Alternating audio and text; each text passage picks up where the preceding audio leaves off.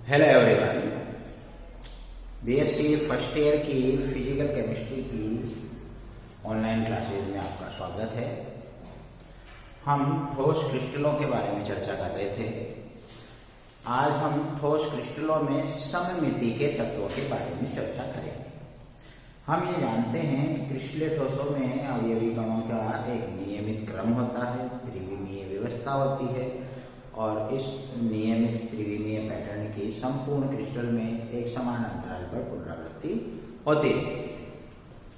तो क्रिस्टलों में कुछ सममिति के तत्व पाए जाते हैं जो मुख्य रूप से तीन प्रकार के होते हैं: सममित तल, सममित अक्ष और सममित केंद्र। तो सबसे पहले हम बात करते हैं सममिति तत्व। सममिति तल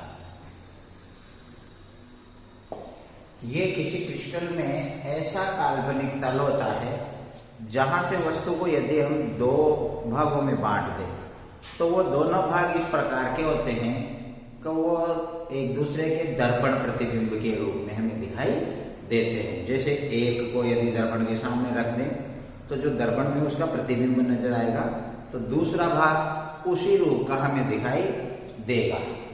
जैसे हम वस्तु ए की बात करें, ये कोई वस्तु ए है और ये कोई वस्तु बी है। अब अगर इस ए को यहां से काटे तो इसका जो इधर वाले पोर्शन को यदि आप दर्पण में देखोगे तो वो ऐसा नजर आएगा, यानी कि ये एक भाग दूसरे भाग का दर्पण प्रतिबिंब है। इसी प्रकार बी वस्तु को यहां से हम डिवाइड करें तो ये इसका एक भाग जो हमें प्राप्त होगा वो दूसरे का दर्पण प्रतिबिंब रूप में प्राप्त होगा। तो ये ऊर्ध्वाधर सममिति तल माना जाएगा और ये क्षैतिज सममिति तल माना जाएगा। तो यहां हम कह सकते हैं कि वस्तु ए में ऊर्ध्वाधर सममित तल है जबकि वस्तु बी में क्षैतिज सममित तल है। इसी प्रकार के सममित तल क्रिस्टलीय ठोसों में भी पाए जाते हैं। तो हम यहाँ घनीय क्रिस्टलों के बारे में ही चर्चा करेंगे। घनीय क्रिस्टलों में कुल 9 प्रकार के सममित तल यानी कुल 9 सममित तल पाए जाते हैं, जिनमें 3 समकोणीय होते हैं और 6 विकर्णीय होते हैं। इसके लिए हम कोई एक घनाकार संरचना बनाते हैं इस प्रकार।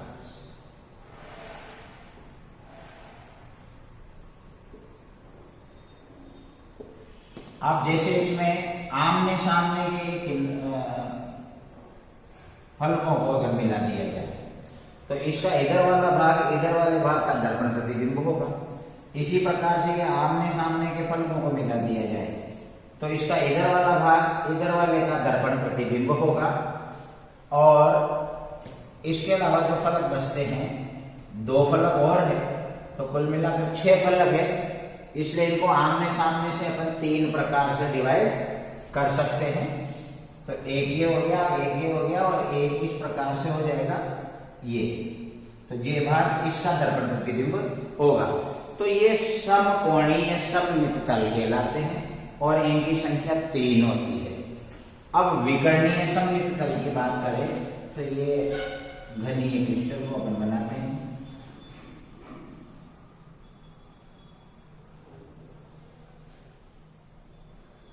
ये घनीय क्रिस्टल। अब इसमें आमने सामने के यदि हम कोनों को मिला दिए जाए, किनारों, तो आमने सामने के किनारों को मिलाने पर इस प्रकार से हम इसको घन को डिवाइडेशन करेंगे। ये तो ये इधर वाला भाग इधर वाले भाग का दर्पण प्रतिबिंब होगा। तो ऐसे किन्हीं भी 2 आमने सामने के किनारों को विकर्णीय रूप से मिलाएंगे ना तो जो 2 भाग प्राप्त होंगे वो एक दूसरे के दर्पण प्रतिबिंब होंगे। चूंकि घन में 12 किनारे हैं तो 2-2 किनारों के हिसाब से 6 युग्म बनते हैं। तो इस प्रकार के एक घन के अंदर 6 सममिति तल मिलेंगे और फलक 6 है तो 2-2 फलकों को काटते हुए हम इस प्रकार के 6 युग्म प्राप्त कर सकते हैं। 3 युग्म, सॉरी 6 है तो 3 युग्म। तो ये समकोणीय सममित तल है और ये विकर्णीय सममित तल है। तो एक घन में 3 समकोणीय और 6 विकर्णीय सममित तल होते हैं। अब अपन अगले सममिति तत्व की बात करेंगे, जो है सममित अक्ष।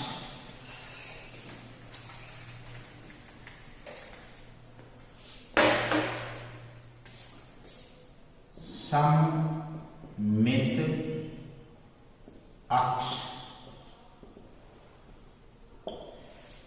ये किसी वस्तु में वह काल्पनिक अक्ष या काल्पनिक रेखा होती है जिसके सापेक्ष वस्तु को एक पूर्ण घूर्णन कराया जावे, तो उस पूर्ण घूर्णन में वस्तु एक से अधिक बार अपनी वास्तविक संरचना को प्राप्त करती हो, तो इस प्रकार के अक्ष को हम सममित अक्ष कहते हैं।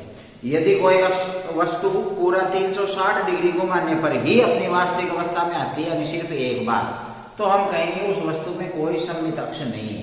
लेकिन यदि वो एक से अधिक बार अपनी संरचना की पुनरावृत्ति करती है, तो हम उस अक्ष को सममित अक्ष कहते हैं। तो कोई वस्तु एक पूर्ण घूर्णन में यानी 360 डिग्री कोण घुमाने पर कितनी बार अपनी वास्तविक संरचना को प्राप्त करती है या रिपीट करती है, वो सममित अक्ष की कोटि कहलाती है। जैसे ये अंग्रेजी का एस अक्षर है, अब इसको इस अक्ष ए के सापेक्ष घुमाया जाए, तो ये एक पूर्ण 360 डिग्री घुमाने पर 2 बार अपनी वास्तविक संरचना को प्राप्त करेगी, यानी कि 360/2, यानी कि प्रत्येक 180 डिग्री कोण घुमाने पर ये अपनी वास्तविक संरचना में आ जाती है। तो यहाँ सममित अक्ष की कोटि 2 है, और हम यूं कहेंगे इस वस्तु एस में द्विगुणित सममित अक्ष है। अब इसी प्रकार हम घनीय निकायों के अंदर कितने सममित अक्ष होते हैं और कितने प्रकार के होते हैं, उनके बारे में चर्चा करते हैं। तो घनीय निकायों में द्विगुणित सममित अक्ष भी होते हैं, त्रिगुणित सममित अक्ष भी होते हैं, और चतुर्गुणित सममित अक्ष भी होते हैं।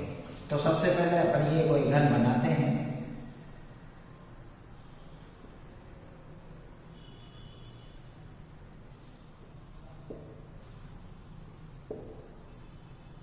तो द्विगुणित सममित अक्ष यानी कि 2n।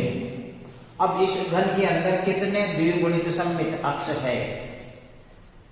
अब अपन किन्हीं आमने सामने के किनारों को मिलाते हुए घूर्णित करें।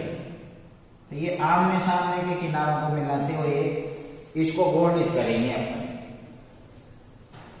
तो कुल मिलाकर ये कितने डिग्री पर द्विगुणित है? तो यानी कि इस प्रकार से गुणित करने पर ये एक पूर्ण घूर्णन में 2 बार अपनी वास्तविक संरचना को प्राप्त करेगी, यानी कि 360/2 बराबर 180 डिग्री के कोण पर। अब चूंकि घन के किनारे 12 होते हैं, तो 2 किनारों से एक सममित अक्ष बनेगा। तो इस प्रकार के द्विगुणित सममित अक्षों की संख्या 6 होती है। तो किसी घनीय निकाय में द्विगुणित सममित अक्ष होते हैं 6। अब त्रिगुणित सममित अक्ष की बात करते हैं, तो इसमें अपन आमने सामने के कोणों को लेंगे। ये आमने सामने के कोणों को लेकर इसके सापेक्ष घुमाएं, तो अपन को 3 बार इसकी वास्तविक संरचना रिपीटेड मिलेगी, यानी कि 360/3 तो 120, यानी कि आमने सामने के कोणों को मिलाते हुए जो काल्पनिक रेखा खींचेंगे और उसके सापेक्ष यदि घन को अपन घुमाएंगे, तो प्रत्येक 120 डिग्री के कोण पर वो अपनी संरचना को रिपीट करेगी, यानी कि 360 डिग्री घूमने पर वो 3 बार अपनी संरचना को रिपीट करेगी। तो इस प्रकार के सममित अक्ष त्रिगुणित सममित अक्ष कहलाते हैं। अब त्रिगुणित सममित अक्ष कुल मिलाकर अपने पास में कोने 8 होते हैं, तो 2 कोनों से एक सममित अक्ष बन रहा है, तो कुल मिलाकर 8 कोनों से 4 सममित अक्ष बनेंगे। तो ये त्रिगुणित यानी 3n सममित अक्षों की संख्या हो जाती है अपने पास 4। द्विगुणित सममित अक्ष जो किनारों से बनते हैं, किनारे 12 होते हैं, तो 2 किनारों से x बनता है, तो द्विगुणित सममित अक्ष होते हैं 6, त्रिगुणित सममित अक्ष होते हैं 4। अब अपन बात करते हैं चतुर्गुणित सममित अक्ष।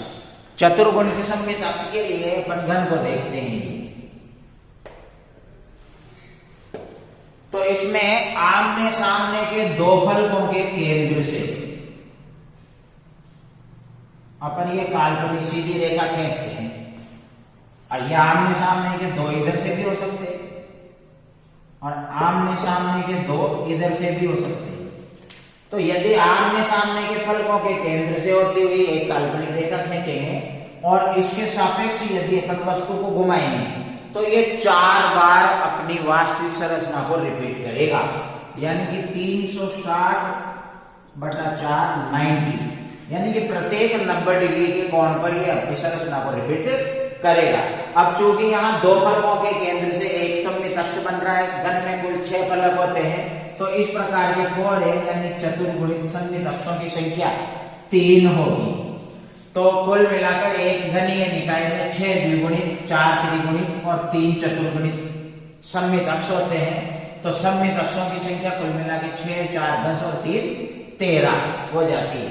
जबकि सममित तल जो इसके पहले अपन ने बात की थी उनकी संख्या थी 9। और अब बात करते हैं अपन सममित केंद्र की, जो सममिति का अंतिम तत्व है। सममित केंद्र की बात करें अपन तो इसके लिए फिर अपन कोई घन का निर्माण करते हैं।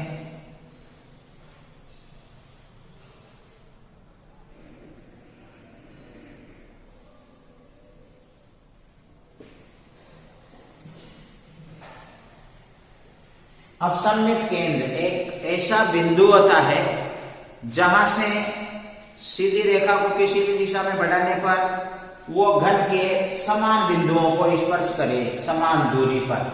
तो इस प्रकार के केंद्र को हम सममित केंद्र कहते हैं। जैसे ये किसी घन के बीचों बीच अंदर की ओर है, इसको इधर बढ़ाने पर इस फलक का केंद्र स्पर्श करता है, इतना ही इसको इधर बढ़ाएंगे तो इधर वाले फलक का केंद्र स्पर्श करेगा। इसी प्रकार से यदि इस साइड में बढ़ाएंगे तो ये ऊपर वाले फलक का केंद्र स्पर्श करेगा, और यदि इस साइड में बढ़ाएंगे तो नीचे वाले फलक का केंद्र स्पर्श करेगा।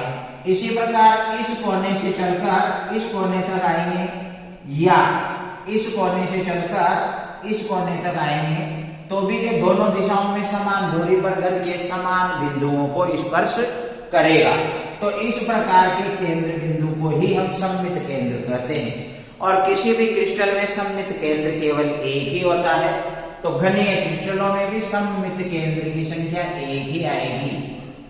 तो कुल मिलाकर तो एक घनीय क्रिस्टल में कुल कितने सममिति के तत्व हुए, तो हम जोड़ सकते हैं 9 सममित तल है, 13 सममित अक्ष है और 1 सममित केंद्र है। तो कुल मिलाकर इनकी संख्या हो जाती है 23। तो एक घनीय निकाय में कुल मिलाकर 23 सममिति के तत्व उपस्थित होते हैं। अब इसके बाद हम ब्रेग समीकरण के बारे में चर्चा करेंगे, जिसकी चर्चा हम अगली क्लास में करेंगे। धन्यवाद।